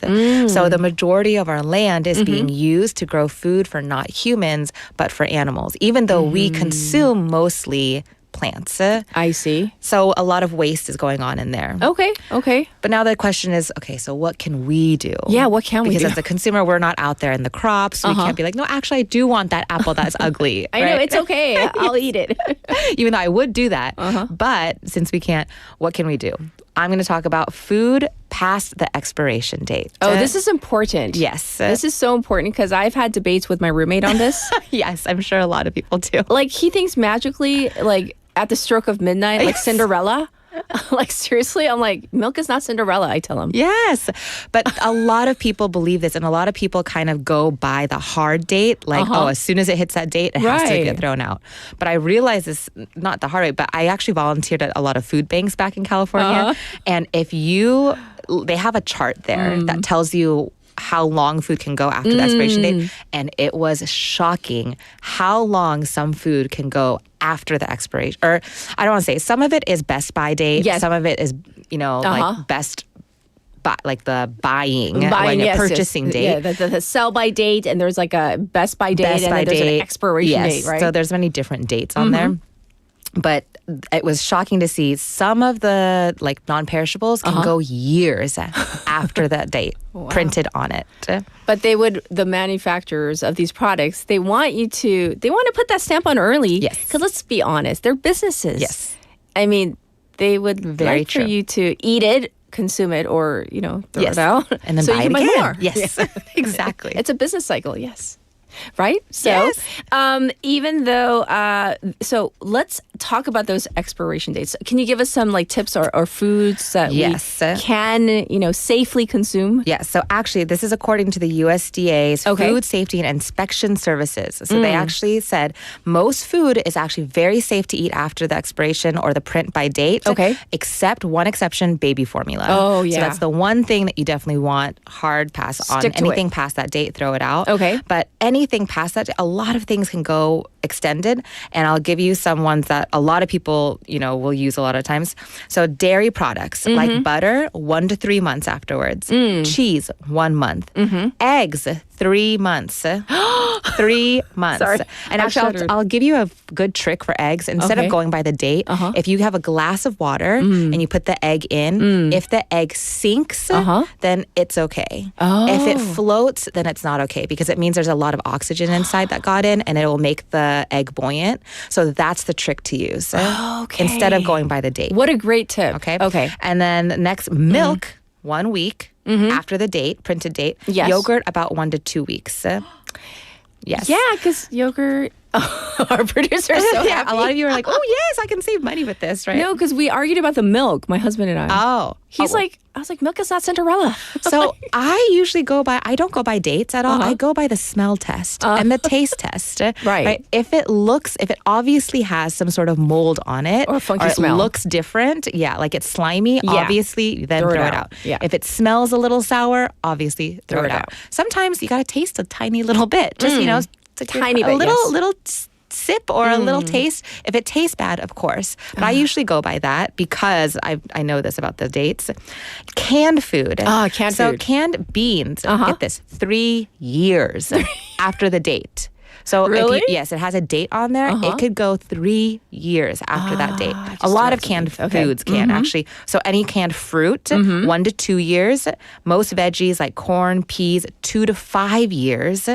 And soups and sauces, 1 year. Wow. Yes. And now this is information that has been put out there by the Food and Safety Inspection Services. So, like this is not Bonnie's random list. Yeah, but open Yes. it, and obviously, if there's mold inside, you want to throw it out. But Right. most canned food and most non-perishables, you can follow these dates. Yes. Now, this is a big one because I know a lot of people argue about this. Condiments, ketchup. Ketchup, Yes. 1.5 years. Past the expiration. 1.5 years after that I date. knew it. Mustard, 2 years. Oh. Different kinds of oils, 6 to 12 months. And this one is an easy one. You can smell when an oil has gone sour. Yes. So you can just smell it and tell. Salad dressing, about 1 year. Now to the dry goods, oatmeal, rice, baking mixes like pancakes, muffin cakes, flour, 1 year past the date. Pasta, 2 years. 2 And then years. 2 years. Spices, 3 years. So fruit juices, Yes. 3 weeks. And this is an easy one to just taste if Yeah, it's gone yeah. sour. So everybody out there, just use your common sense, but know that those expiration dates, I'll let your husband know, Yeah. milk is fine. Until it tastes like it's not fine, it's fine. Oh, yeah. So I am the official, what do you call it, PD님? 그거, at the palace, the taste tester for the king. I'm like, am I the Kimi-san? I always ask him because he's all like, I can't tell. Can you? I'm like, it's not Cinderella. It's like, it doesn't go bad at like 12:01. You're going to sacrifice your stomach. So now I am going to take this paper. Yes. I'm going to take a photo of it. Yes. And keep it near and dear to my heart. Yes, So I thank can you. show him. Everybody do Yes. your own. You can find more online, but Okay. the lesson is eat more, waste less today. All right. Well, thank you for this very informative and entertaining segment. We'll check in with you next week. Thank you, See you Bonnie. next week. All right. Well, it's time to say goodbye for this Tuesday morning. So I do want to thank you for tuning in, everybody. Here is Romantic 겨울 by 김진표. Have a good day. Bye, everybody. 저기 길가에 나의 눈앞에 날 바라보며 수줍게는 살짝 손을 흔드네 나는 대답해 손엔 두 잔의 라떼 티를 내며 어깨 흐쓱하고 바람불만 기다린다네 겨우 오후 6시 반에 벌써 세상은 깜깜해 저 따뜻한 호방에 조금은 반해 모여도 낭만을 파네 우리 덜잠바에 커플 벙어리 장갑에 몸은 움츠려들면서도 빨간 냄비에 돈을 넣을 때면 가슴이 짠해 나무들은 전부들로 덮여가 술에 취한 친구들은 엎혀가 버스창에 입김을 호호 애기 발자국을 콜콜 앞에 앉은 커플은 뽀뽀 사람들이 쳐다봐도 쪽쪽 사방에 불을 밝힌 트리 이제 바로 로맨틱 겨울이야 해마다 로맨틱 겨울이 올 때면 혼자 꿈꿔왔던 그 장면이 지금 펼쳐지고 있어 지금 너 같은 여자는 없을 줄 알았는데 사랑 그 설레임 말 눈이 올 때면 혼자 꿈꿔왔던 그 장면 넌 내 품에 안겨 내 발이 너에게 감겨 사방에 불을 밝힌 트리 로맨틱 겨울이 저기 길가이야 나의 눈앞에 날 바라보며 수줍게나 살짝 손을 흔드네 나는 대답해 손에 두 잔의 라떼 티를 내며 어깨 흐쓱하고 바람불만 기다린다네 너와 난 술에 취해 차가운 길거리에 이때 너의 손을 슬쩍 곧바로 나의 코트 주머니에 원래 사랑은 유치해 겨울은 너의 여름에 비해 얼마나 고마운지 그대가 바로 지금 나의 역대기에 전에 내가 보드를 좀 탄다 말했지만 사실은 나 내일 처음으로 타봐 아까 내가 박박 우겼지만 사실 너가 처음은 아니야 네 느낌이 맞아 미안해 거짓말을 한 건 당근 잘 보이고 싶었던 만큼 행복은 모두 내 차지 어딜 가든 너와 함께 할래 끝까지 해마다 로맨틱 겨울이 올 때면 혼자 꿈꿔왔던 그 장면이 지금 펼쳐지고 있어 지금 너 같은 여자는 없을 줄 알았는데 English with 부산